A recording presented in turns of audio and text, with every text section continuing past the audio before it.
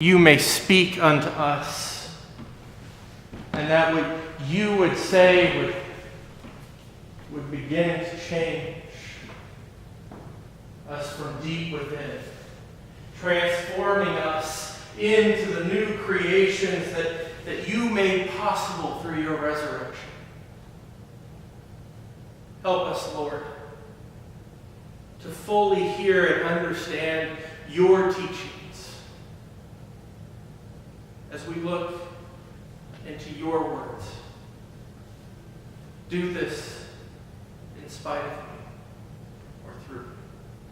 For this we pray. Amen. So for those of you who weren't here last week, I'll give you a quick recap of where we're at. Last week we started an exploration of the Sermon on the Mount.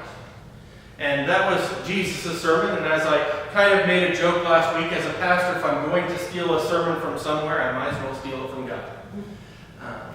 And so this week we're going to continue our exploration of the Sermon on the Mount, of Jesus' kind of set of teachings that he gave there on the shore to the large crowd of people.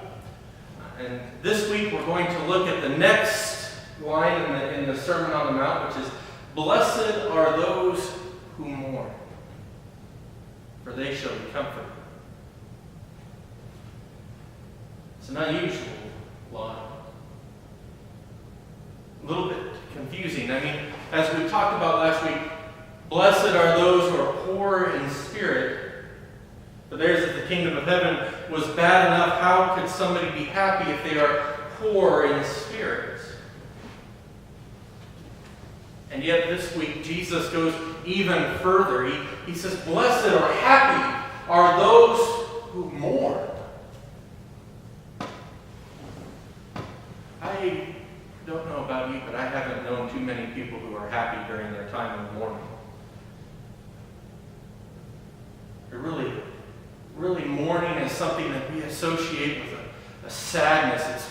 We don our black clothes, and we sometimes are a people that will sit with our lights off and just stare off into space for hours, or we're people that choose to eat more because we're upset. We sit and we reminisce and think about all of the things that could have happened, or all of the things that should have happened when this person that we're mourning is around. Happiness is not something that we normally attribute with mourning, and yet here is Jesus saying, blessed are those who mourn. Happy are those who mourn, for they shall be comforted. I think Jesus is trying to tell us that even in our sadness, even when we are faced with the threat to, or in our fear of impermanence, it is even in those moments that God still has a place to act, a place to work in our lives. In some ways, Jesus may be promising his crowd, his congregation there before him, that God has a way of overcoming even death. That right now you may be in mourning, but blessed are you because you are going to find out that this person who you feel that you've lost, this hole that you think may be in your life, is actually not really lost at all.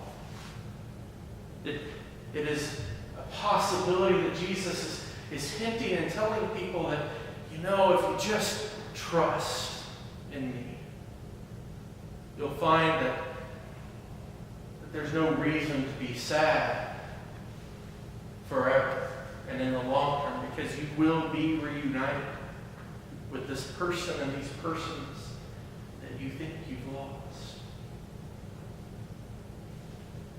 I also find it interesting that Jesus kind of also gets at another point. That blessed are those who mourn, because to me, to mourn someone means that you actually care about someone. That those people who don't ever mourn, people who never experience a loss in their lives, are people who never experienced a connection. To mourn someone means that you had some love for a person, and their absence from your life, from your daily life, causes you upsetness, causes you discomfort, and causes you maybe even a little bit of pain. But that love that you had for that person surely outweighs all of the pain and the suffering that losing them, even for a little while, may cause.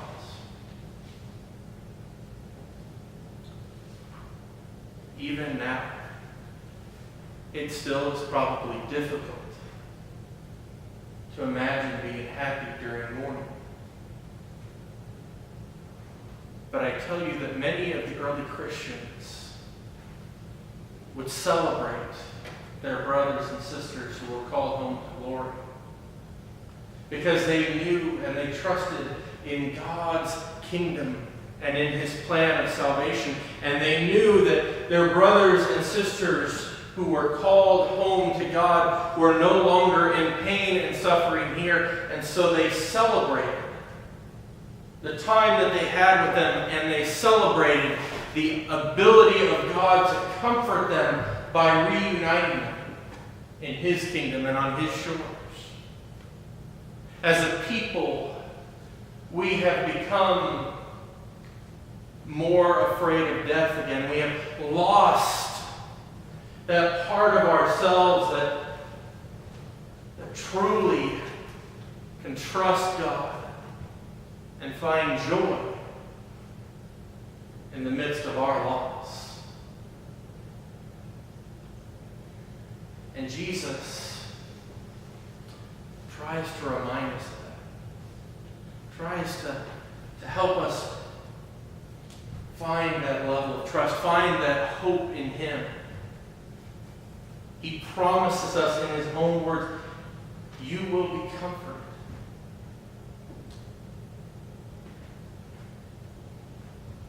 And I haven't known Jesus to back down too many of His promises. I mean, how many other people do we know that said that I'm going to be crucified, and on the third day I'll rise again, and actually rose again? That's a pretty big promise. And He managed to keep that one. I think when He tells us that as people we have reason to be happy, even in the midst of tragedy, we can trust in Him and trust that He will comfort us, that He will restore those relationships that seem to be severed and lost, that He will make it right.